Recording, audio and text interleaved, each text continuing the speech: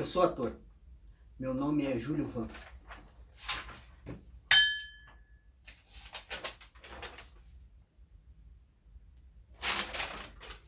Eu sou um escritor jornalista.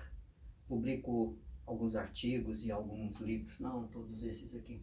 Mas ultimamente não tenho publicado porque meus escritos têm sido censurados. Meu nome é Joaquim.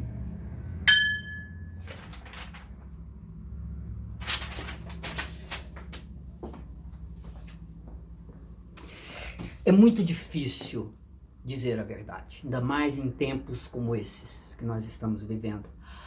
Há uma verdadeira indústria da mentira, há muita gente, né? Muitas pessoas que estudaram, são especialistas e se dedicam diuturnamente a produzir mentiras. E isso recebendo salários, financiamento de políticos e empresários. Então, imagine o quão difícil é saber o que é ou o que não é verdade, né? A mentira é preparada com esmero, com maestria. Há uma inteligência na fabricação das mentiras. A verdade não. A verdade é preciso descobrir a verdade. Ela não pode ser fabricada. Ela precisa ser revelada. A verdade não se fabrica. Encontrar a verdade, eis aí uma questão bastante complicada. Mesmo que algumas vezes a verdade esteja assim, ó, na nossa cara.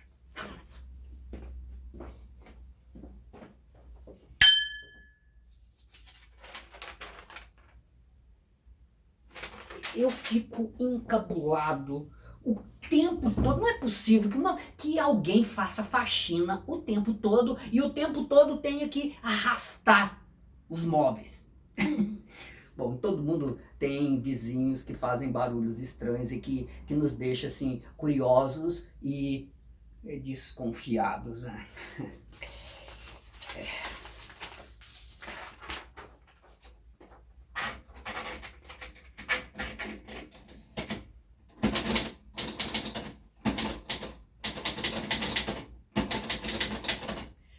Qual verdade merece ser dita? Essa é uma pergunta bastante importante. Hoje, por exemplo, as grandes nações ditas civilizadas estão afundando uma após outra na pior das barbáries diante dos olhos perplexos do universo. As guerras se sucedem umas às outras, quase sempre envolvendo petróleo ou religião, ou ambos. Mas uma guerra, ainda pior, está sendo travada e esta quase ninguém percebe o quanto é desumana e genocida. É a guerra das disputas de mercado. As armas nucleares parecem brinquedo de criança diante da destruição que essa guerra provoca. A mais completa desumanização. Nós ficamos reduzidos a mercadorias, a consumidores e a índices estatísticos. Eu fico perguntando, será que as pessoas não percebem o que está acontecendo ou são coniventes? Mas para a maioria, apesar de inteligentes, é difícil perceber o quanto estão sendo manipuladas, mesmo porque por trás dessa manipulação há um sem número de gênios criativos dedicados ao abuso e a enganação. Eu fico sempre impressionado. Um exemplo disso, já naturalizada e aceita como necessária, é a privatização.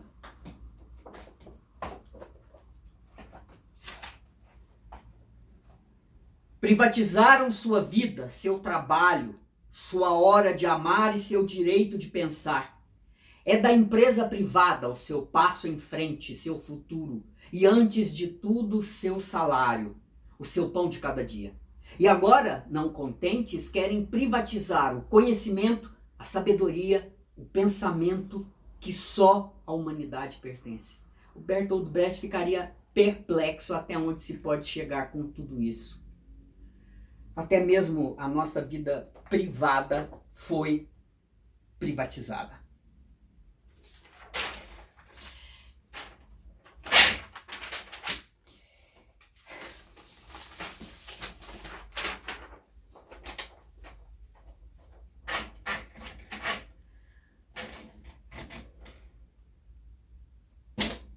O fato de todos sabermos que há uma guerra sendo travada, dispondo de meios eficazes de destruição de massa, isso tem um nome: necropolítica, que está se transformando numa guerra internacional, que só deixará um montão de escombros no sítio onde outrora haviam continentes. Esta é uma verdade que não deixa dúvidas.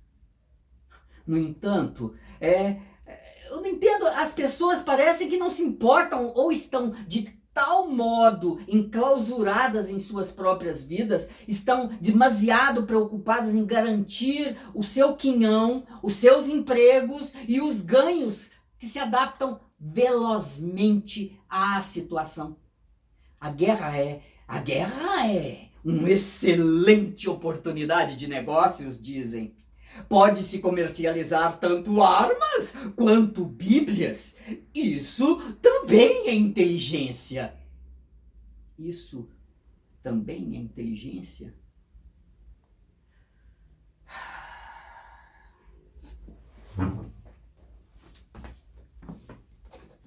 O que é verdadeiro? Uma cadeira serve para que a gente se sente. A chuva cai de cima para baixo, isso é certo? Muitos escritores escrevem este gênero de verdade. Assemelham-se a pintores que pintam paisagens marinhas bucólicas a bordo de um navio que está naufragando. Falta-lhes coragem para encarar a realidade que está à sua volta? Bom, contudo, eles têm a consciência bastante tranquila desde que suas contas bancárias estejam bem servidas. Se o navio afunda, é preciso garantir um lugar nos botes. Os gritos das vítimas são naturais num caso de naufrágio. As pessoas morrem desde sempre, e desde que nem seja eu, qual é o problema? É burrice não garantir a minha parte. Inteligência, então, é uma questão de sobrevivência. Não, isso não está muito claro.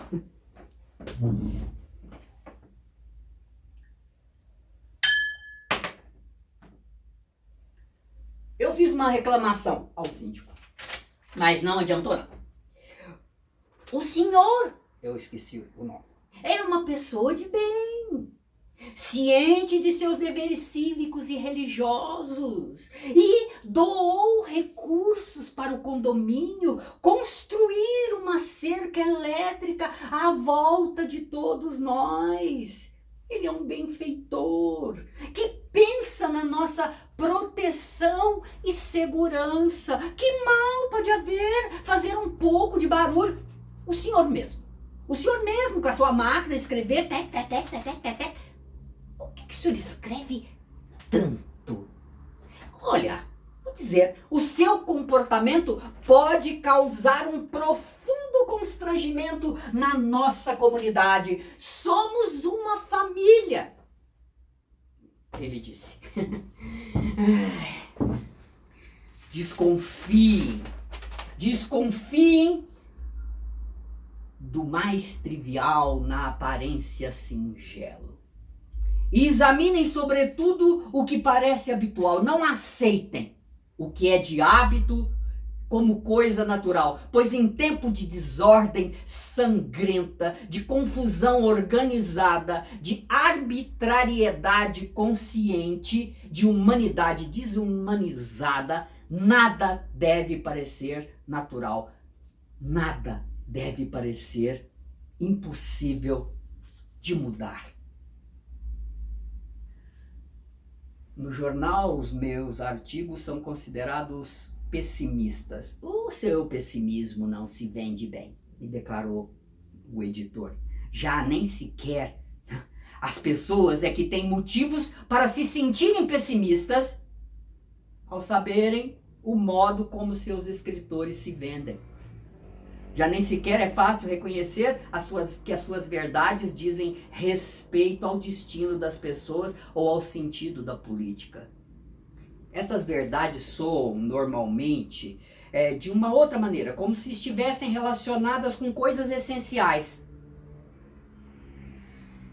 O trabalho do escritor consiste justamente em dar importância aos temas de que trata. Mas é preciso fazer algum sentido. Isso faz sentido? Olhando de muito perto, é que podemos discernir a irrelevância do que dizem. Ora, uma cadeira é uma cadeira. O que mais seria? Ninguém pode impedir a chuva de cair de cima para baixo. Isto é uma verdade irrefutável. Mas que importância pode ter isso? Não se encontra ali a verdade que merece a pena ser dita. Apesar de muitos pensarem ao contrário. Dizem, uma cadeira eu reconheço, eu sei do que se trata, eu também sei da chuva, mas da guerra. O que eu sei da guerra? Eu tenho que confiar naqueles que me protegem. E quem nos protegerá de tão nobres protetores?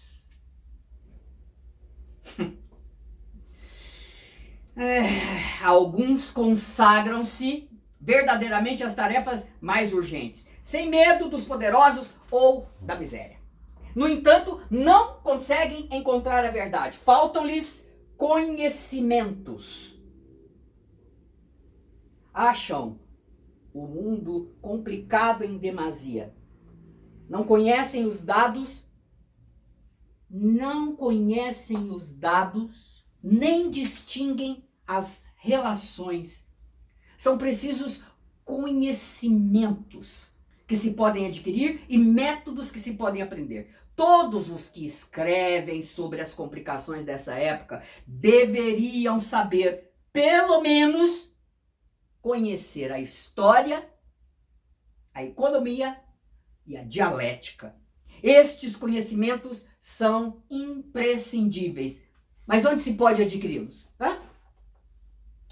Certamente não estão à venda nos supermercados.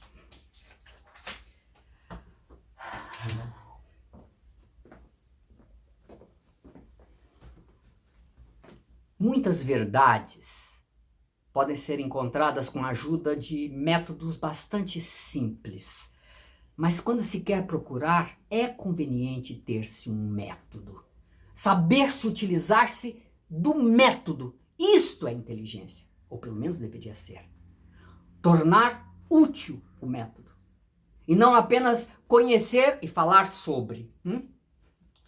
O método só se torna método quando aplicado. Concretamente aplicado. Entretanto, notem bem, as pessoas que só se empenham em anotar os fatos insignificantes são incapazes de tornar manejáveis as coisas deste mundo. As pessoas que apenas são capazes de dizer generalidades sobre a verdade não estão à altura desta obrigação. Não basta ter conhecimento da verdade. É preciso saber manejá-la. Fazer dela uma arma na luta contra os mentirosos e os ditadores.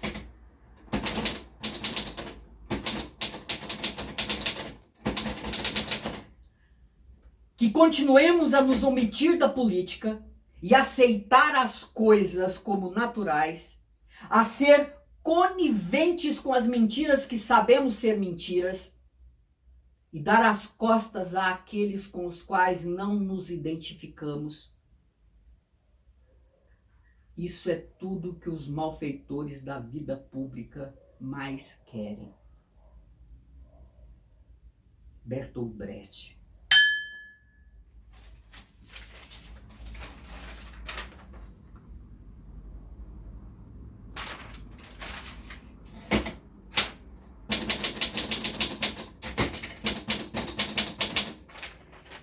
A verdade foi encontrada e reconhecida. Ei-la! É preciso, no entanto, publicá-la. Mas onde?